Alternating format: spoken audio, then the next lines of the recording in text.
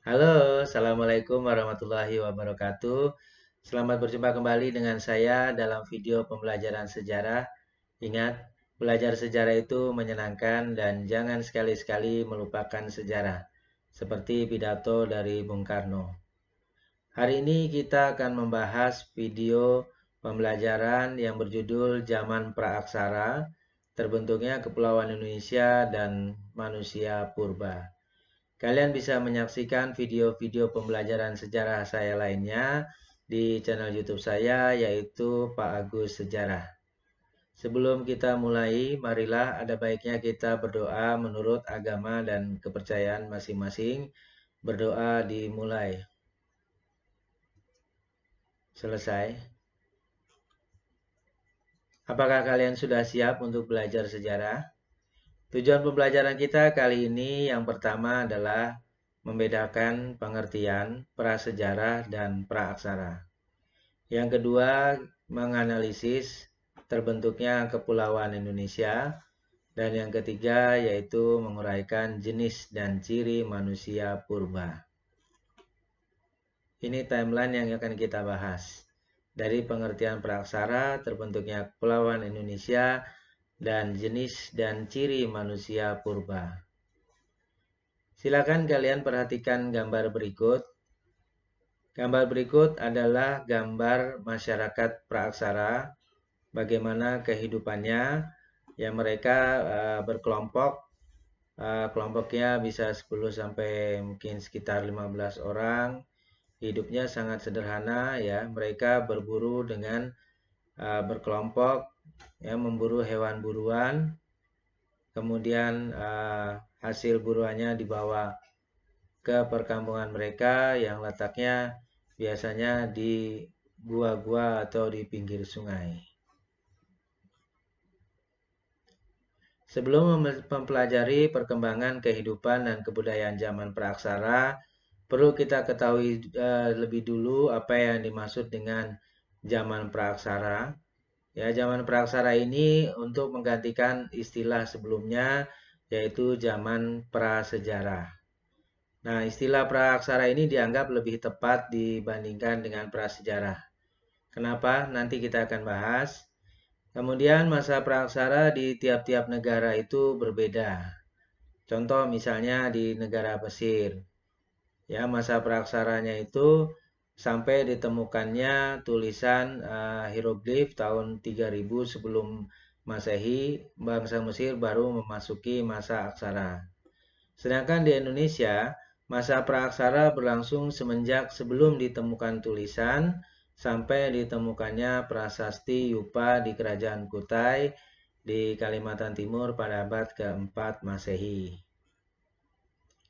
Nah, yang pertama akan kita bahas adalah zaman praaksara. Nah, kenapa tadi dijelaskan perbedaan praaksara dengan prasejarah? Disebut zaman prasejarah berarti zaman sebelum adanya sejarah. Karena dari kata pra itu sebelum, sejarah itu adalah peristiwa masa lampau yang berkaitan dengan aktivitas manusia. Sebelum ada sejarah berarti zaman sebelum adanya aktivitas kehidupan manusia. Karena walaupun belum mengenal tulisan, manusia sudah memiliki sejarah. Karena tidak ada sejarah tanpa ada manusia, sebaliknya tidak ada manusia yang tidak memiliki sejarah. Jadi manusialah yang menciptakan sejarahnya sendiri. Zaman praaksara berarti zaman sebelum dikenalnya tulisan. Pra dari kata pra itu sebelum, aksara itu tulisan. Jadi praaksara yaitu zaman sebelum dikenal tulisan. Istilah lain yang digunakan adalah nirleka. Nir itu adalah tanpa dan leka artinya tulisan.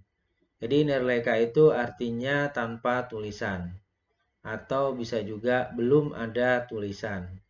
Nah, istilah praaksara ini lebih tepat digunakan daripada istilah penggunaan prasejarah atau sebelum adanya sejarah atau sebelum adanya manusia. Nah, dari mana kita mengetahui kehidupan pada masa praaksara, padahal pada waktu itu belum dikenal tulisan? Nah, karena belum ada tulisan, cara untuk mengetahuinya adalah Yang pertama melalui fosil. Fosil ini adalah sisa tulang belulang manusia ataupun hewan yang sudah membatu selama ribuan tahun yang lalu. Ya, mereka berada di lapisan tanah tertentu yang kemudian mereka membatu menjadi fosil. Kemudian yang kedua, kita bisa mengetahui ya kehidupan manusia purba itu dari artefaknya. Artefak itu adalah benda-benda peninggalan budaya manusia purba, yaitu berupa peralatan dan perlengkapan untuk mendukung kehidupannya. Nah, ini adalah gambar artefak-artefak yang digunakan oleh manusia purba. Nah, manusia purba, nah yang kita bahas di sini adalah melihat manusia purba dari sudut pandang ilmu pengetahuan.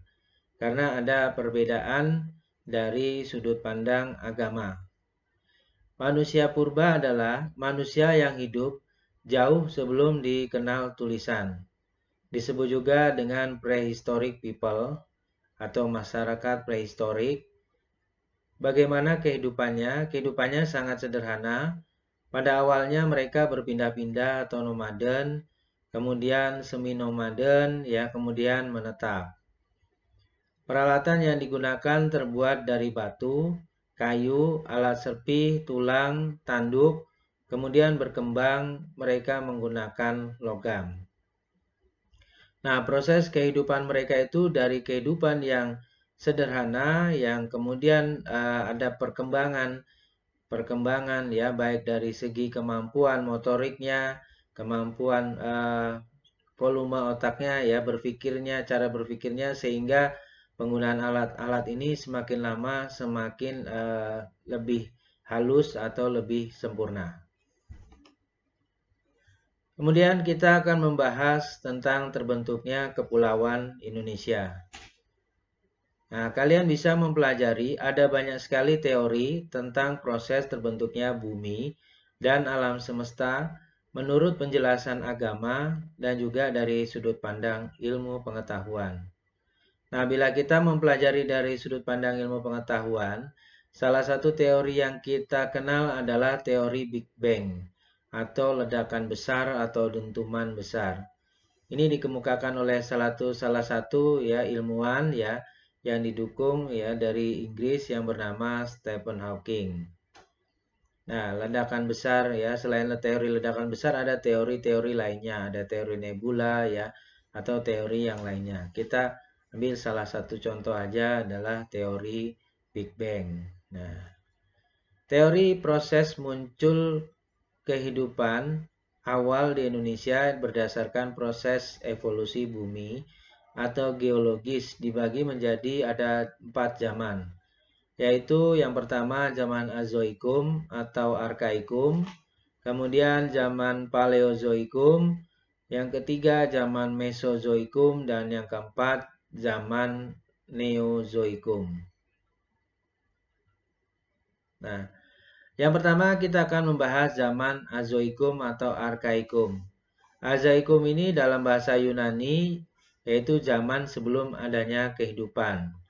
A itu tidak, Zoon artinya hewan.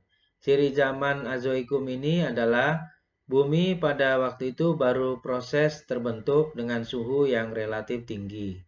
Belum ada tanda-tanda kehidupan dan ini berlangsungnya kurang lebih sekitar 2.500 juta tahun yang lalu. Yang kedua, zaman Paleozoikum atau zaman purba tertua atau disebut juga zaman primer. Ciri zaman Paleozoikum ini sudah mulai muncul tanda-tanda kehidupan, yaitu berupa munculnya mikroorganisme. Keadaan bumi pada waktu itu masih belum stabil karena iklimnya masih berubah-ubah. Curah hujan sangat tinggi dan berlangsungnya sekitar 340 juta tahun yang lalu. Zaman yang ketiga yaitu zaman Mesozoikum atau zaman purba tengah. Ciri-cirinya, hewan mamalia atau menyusui, hewan amfibi, burung, dan tumbuhan berbunga ini sudah mulai ada. Perkembangan reptil ini mencapai puncaknya menjadi sangat besar sekali, seperti yang kita kenal, seperti dinosaurus, kemudian ada Brontosaurus, ada T-Rex atau Tyrannosaurus, dan berlangsungnya kurang lebih sekitar 140 juta tahun yang lalu. Yang keempat yaitu zaman Neozoikum atau zaman purba baru. Ciri-cirinya dimulai sejak 60 juta tahun yang lalu. Hewan reptil besar ini ya atau zaman dinosaurus ini telah punah. Kemudian menjadi puncak dari hewan mamalia atau menyusui. Iklim bumi sudah mulai stabil. Zaman ini kemudian dibagi dua yaitu zaman tersier dan kuarter. Nah, kalau disimpulkan ya disederhanakan seperti ini bagaimana teori proses munculnya kehidupan awal di Indonesia berdasarkan geologis ya ada zoikum, paleozoikum, mesozoikum, neozoikum dibagi lagi ini menjadi tersier dan kuarter ya ini ya. Kemudian kuarter dibagi menjadi Pleistosin dan Holosin ya. Jadi lalu yang menjadi pertanyaan, kapan munculnya manusia purba dari sudut pandang ilmu pengetahuan? Ya, munculnya manusia purba ini pada masa Pleistosin atau kurang lebih sekitar 600.000 tahun yang lalu.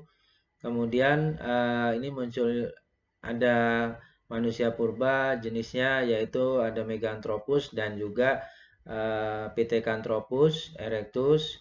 Kemudian untuk jenis Homo sapiens itu munculnya 20.000 tahun yang lalu yaitu pada masa Holosin atau zaman Aluvium. Kita lanjutkan. Lalu bagaimana proses terbentuknya Kepulauan Indonesia? Ini melalui proses yang sangat panjang. Alam mengalami evolusi secara terus-menerus dan makhluk hidup juga bertahan hidup, berkembang mengikuti seleksi alam. Karena pada waktu itu iklimnya berubah-ubah. Kepulauan Indonesia ini merupakan pertemuan dari 3 lempeng ya.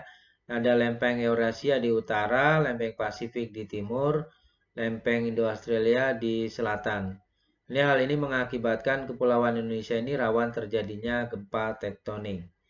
Kalau kita lihat ini adalah bagaimana proses menyatunya yaitu wilayah Asia dengan wilayah Indonesia bagian barat yang disebut dengan paparan Sunda. Kemudian menyatunya wilayah Indonesia bagian timur dengan wilayah Australia atau benua Australia yang disebut dengan paparan Sahul. Sedangkan yang menjadi tengahnya ya wilayah Indonesia Tengah seperti Sulawesi ya, Maluku, Nusa Tenggara ini ya. Ini oleh Wales ya dibagi menjadi yang namanya garis Wales. Nah, disinilah membuktikan adanya buktinya yaitu penyebaran hewan atau fauna yang berbeda ya. Kalau di wilayah Indonesia Tengah ini adalah wilayah endemik yaitu wilayah yang memang hewan-hewannya ini asli dari Indonesia. Sedangkan dari wilayah Indonesia Barat dengan wilayah Asia ini ada persamaannya, yaitu seperti misalnya ada gajah, harimau, jerapah, ya. Sedangkan di wilayah Indonesia Timur ini sama dengan di wilayah benua Australia. Nah, kemudian merujuk pada tarik bumi, keberadaan manusia di muka bumi ini dimulai pada zaman kuarter atau zaman keempat ya, sekitar 600.000 tahun yang lalu. Ini disebut juga zaman es. Dinamakan zaman es karena pada waktu itu es di kutub utara ini meluas sampai menutupi sebagian besar permukaan bumi dari wilayah Eropa bagian utara, Asia Utara, dan Amerika Utara. Termasuk tadi di Indonesia ya, yang Indonesia bagian barat menyatu dengan wilayah Asia dan Indonesia Timur dengan Australia. Nah, zaman ini disebut zaman glasial ya atau zaman es ya. Sedangkan zaman di antara dua zaman es ini disebutnya zaman interglasial, yaitu mencairnya es di permukaan bumi dan naiknya permukaan air laut. Nah, ini zaman glasial dan zaman interglasial ini berlangsung silih berganti selama zaman diluvium dan atau disebut dengan zaman Pleistosen. Hal ini menimbulkan berbagai perubahan iklim di seluruh dunia yang kemudian mempengaruhi keadaan bumi serta kehidupan yang di atasnya termasuk manusia. Sedangkan zaman aluvium atau Holosin ini berlangsung sekitar 20.000 tahun yang lalu hingga sekarang ini. Jenis dan ciri manusia purba. Yang pertama yaitu jenis Meganthropus yang ditemukan oleh von Koningswald di Sangiran tahun 1936 dan 1941 di Sangiran. Ini yang ditemukan yaitu fosil rahang manusia yang berukuran besar.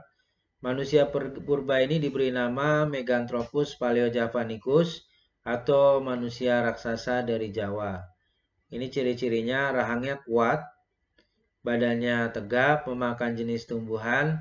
Hidupnya diperkirakan pada zaman Pleistosil awal atau Pleistosin bawah.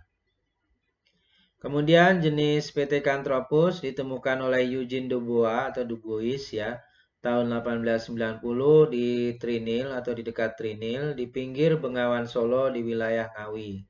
Melalui rekonstruksi terlihat kerangka manusia tapi masih ada terlihat tanda kera. Oleh sebab itu diberi nama Pithecanthropus erectus yang artinya manusia kera yang berjalan tegak. Nah, jenis ini juga ditemukan di Mojokerto sehingga disebut Pithecanthropus mojokertensis. Jenis manusia purba yang juga terkenal sebagai rumpun Homo erectus ini paling banyak ditemukan di Indonesia. Diperkirakan jenis manusia purba ini hidup dan berkembang sekitar zaman Pleistosen Tengah. Kemudian dari jenis Homo ya, fosil ini pertama kali diteliti oleh von Richthofen di Wajak, dilanjutkan oleh Eugene Dubois bersama kawan-kawannya dan menyimpulkan sebagai jenis Homo. Nah, ciri-ciri jenis Homo ini adalah mukanya lebar, hidung dan mulutnya menonjol, dahi menonjol. Walaupun tidak menonjol jenis Pithecanthropus, bentuk fisiknya tidak jauh berbeda dengan manusia sekarang. Hidupnya sekitar 40.000 sampai 25.000 tahun yang lalu dan tempat penyebarannya di Kepulauan Indonesia, Filipina, dan Cina Selatan. Nah, Homo sapiens ini artinya yaitu manusia sempurna, baik dari segi fisik, volume otaknya maupun postur badannya secara umum tidak jauh berbeda dengan manusia modern. Ciri-cirinya, kapasitas otaknya lebih besar yaitu rata-rata 1400 cc, atap tengkoraknya jauh lebih bundar dan lebih tinggi dibandingkan dengan Homo erectus yang punya tengkoraknya panjang dan rendah dan kapasitas otaknya hanya 1000 cc. Nah, penggolongan manusia jenis Homo sapiens ini juga ya ini dibagi menjadi contohnya adalah yang pertama manusia wajak ya oleh B.D. van Richthofen tahun 1889. Ini ditemukan di Tulungagung, Jawa Timur. Nah, sementara ini dapat disejajarkan perkembangannya dengan manusia modern awal dari akhir kala Pleistosen. Kemudian yang terbaru yaitu penemuan manusia liang buah atau Homo florensis. Ini ditemukan oleh Peter dan Mike G. Morwood bersama tim dari Pusat Penelitian Arkeologi Nasional pada bulan September 2003. Dianggap sebagai penemuan spesies baru atau yang disebut dengan kita kenal sebagai hobbit ya, orang-orang hobbit Indonesia yang tingginya sekitar 1,5 meter. Ini adalah rekonstruksi dari penemuan manusia purba tersebut. Nah, tugasnya adalah untuk menulis tabel penemuan manusia purba di Indonesia ya dari lapisannya, kemudian ditulis ini jenisnya, penemunya, tahun, tempat, dan hasil temuannya. Terima kasih tayangan yang sudah disaksikan ya. Semoga tayangan ini bermanfaat bagi kita semua. Viva Historia, Historia Magistra Vitae. Wassalamualaikum warahmatullahi wabarakatuh.